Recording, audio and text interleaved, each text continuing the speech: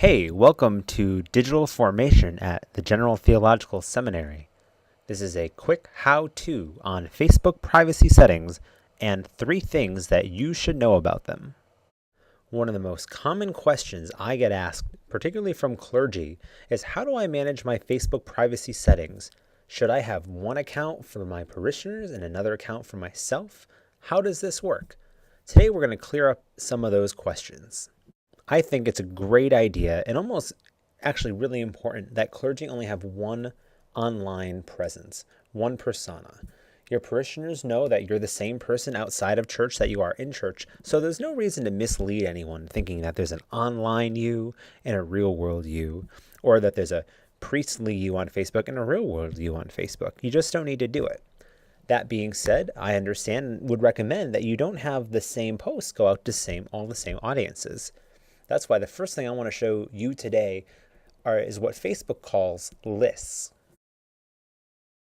Lists are a great way to categorize your friends into different groups. To create a list, what you can do is you see here your Facebook page. On your left-hand column, where you see your pages, your apps, whatever, you may see friends or a more option down here. If you click more, you'll see here a friends list.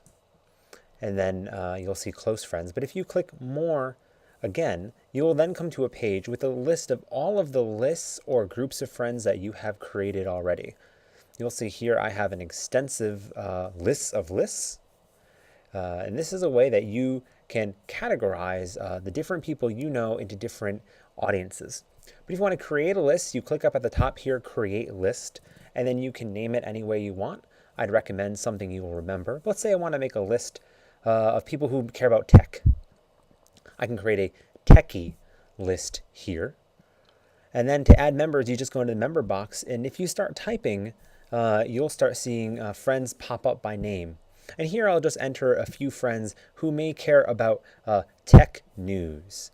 This way, so I don't bore maybe my church friends or my parishioners with news unrelated to church events, right? So you can go ahead and create this list. And then you'll see it will bring you to the new list page. Now it looks like a Facebook feed with only friends in that list. But we're not going to talk about the feed so much right now, as we're going to talk about what you can do with these lists. So let's say you wanted to go ahead and make a status update that's only going to send to that list. You'd go to your Facebook profile and start typing in a status. Like, hey, what about that new phone news, right? And down here at the bottom right-hand corner, you see a drop-down menu and a list of different options on what you can who you can send that to. On this list, though, you'll see public, friends except acquaintances. We'll go over that in a minute. But also, you'll see a list, but with your most frequently used Facebook lists. You see, we have techie here. So if we click that, it now changes this to a techie status.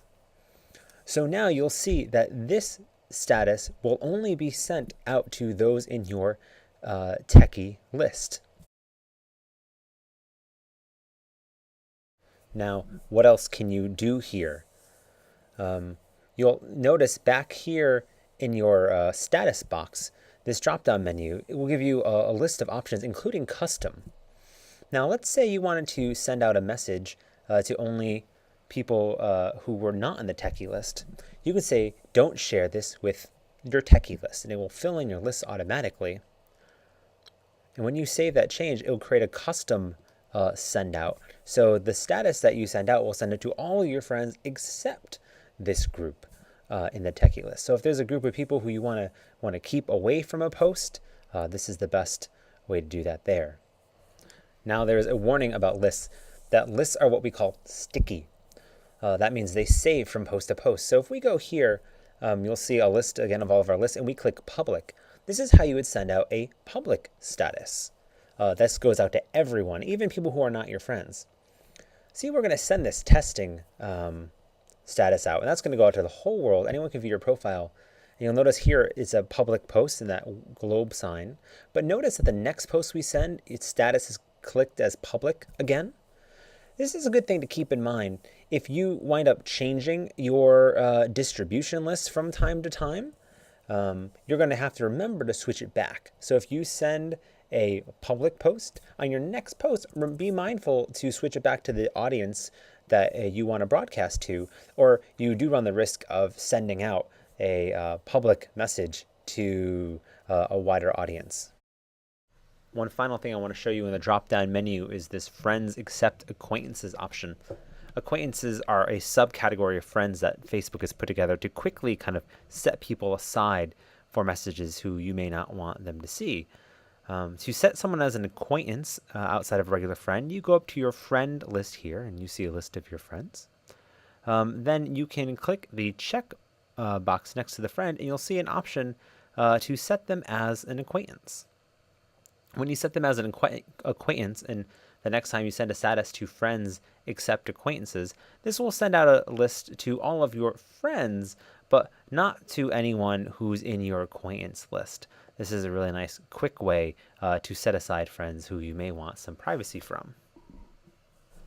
Now, the final thing I want to show you about Facebook privacy is here in the upper right-hand corner of your screen, you see a gear. If you click that gear, on the bottom of that list, you see privacy settings. This is how you access all of your privacy settings on Facebook.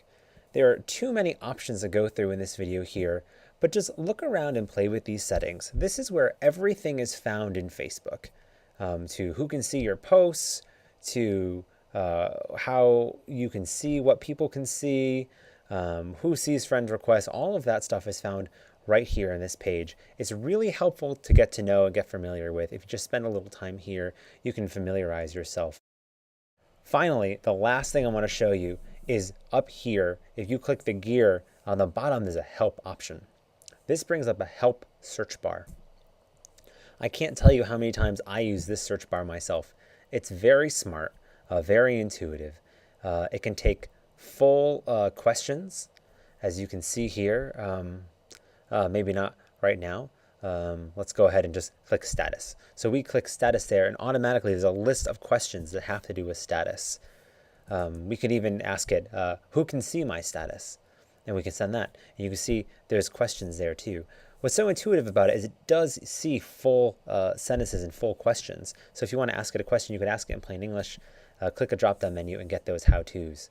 I think this is a greatly underutilized function of Facebook that you'll find very helpful going forward in navigating Facebook's privacy options.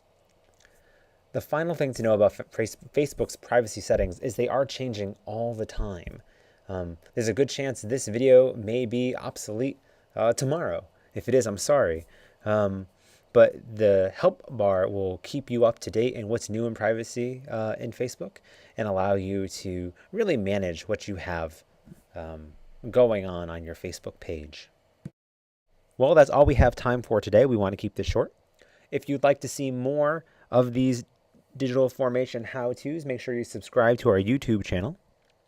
Also, if you're interested, click the link below, and we hope you can make some of our General Seminary Digital Formation webinars that we host throughout the year.